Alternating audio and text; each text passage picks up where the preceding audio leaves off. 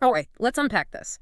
We're diving into a legacy today that is literally synonymous with the peak of human intelligence, King Solomon. Mm. And this deep dive, it isn't just about ancient history, you know. We are looking directly into the sources detailing his spectacular rise and his sobering fall, Right. all to extract some practical lessons for you about discernment, that rare ability to cut through the noise and see what's real.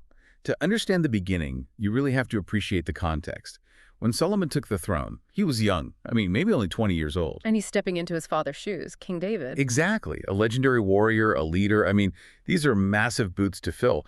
The sources are really clear that Solomon felt this incredible weight, this responsibility for an entire nation. So he knew that just being strong or politically savvy wasn't going to cut it. Not at all. He knew it wasn't enough. And that awareness, that feeling of inadequacy, that's where the story really pivots, isn't it? It is. That lack of pretense, it paved the way for the defining moment of his life. The historical records tell us God appeared to Solomon in a dream Right. and offered him this unbelievable open-ended gift. Basically, ask for whatever you want, I'll give it to you. Which is just, I find that so counterintuitive. I mean, given a blank check like that, any young ruler would want immediate security. Oh, sure. He could have asked for, endless power, huge wealth, a long life, easy victories against his enemies, all the things that solve your immediate problem. But he chose none of that. Yeah. None of the standard desires. Instead, he asks for wisdom. But a very specific kind of wisdom. A very specific kind, yeah. He didn't ask to be a great scholar or for personal glory. He asked for a discerning heart to govern the people, to judge them rightly, to know the difference between good and evil. He asked for the skills to be a servant leader, essentially. That's a perfect way to put it. And what's so fascinating is that pure motivation. It didn't just get him the wisdom, it unlocked everything else.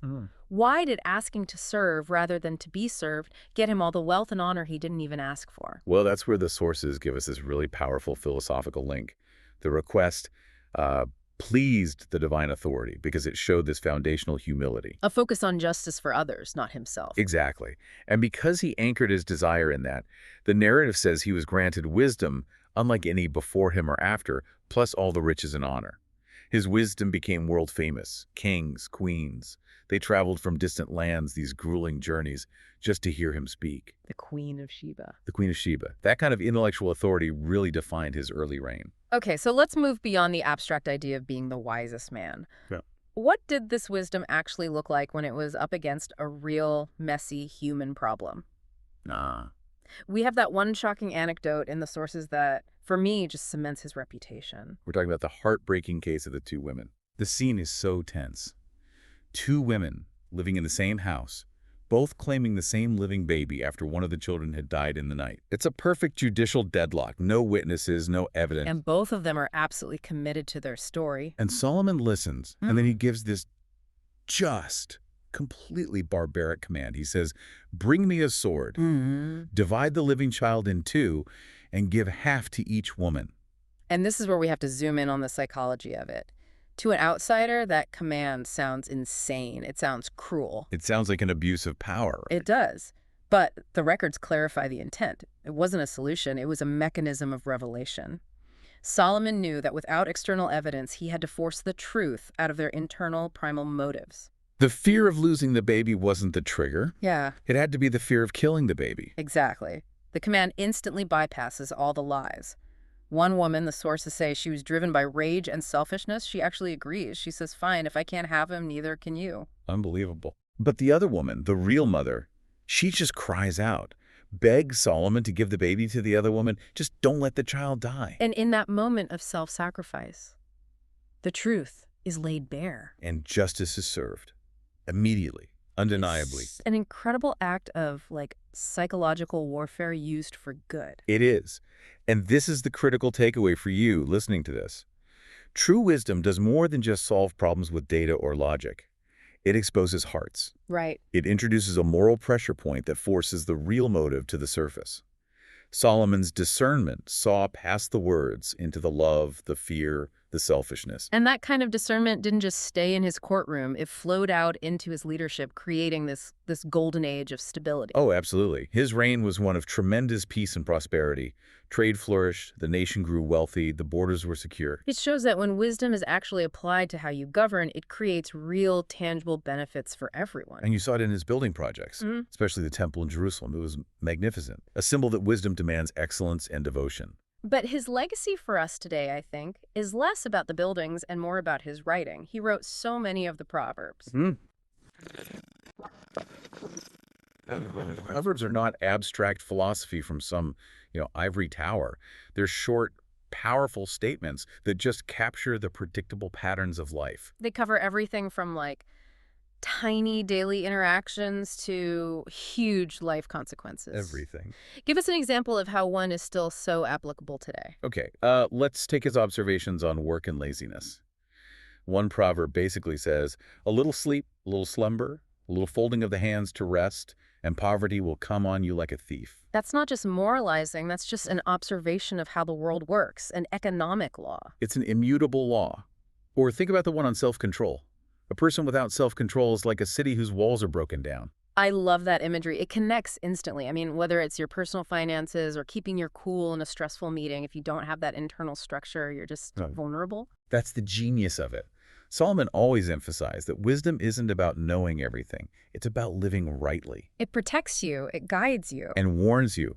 And he always, always came back to its starting point. Which is? That wisdom begins with reverence for God. Right. And this wasn't just some, doctrinal statement. It was his logical conclusion from observing life. He saw that reverence is really just foundational humility. Acknowledging a moral structure bigger than yourself. That's it.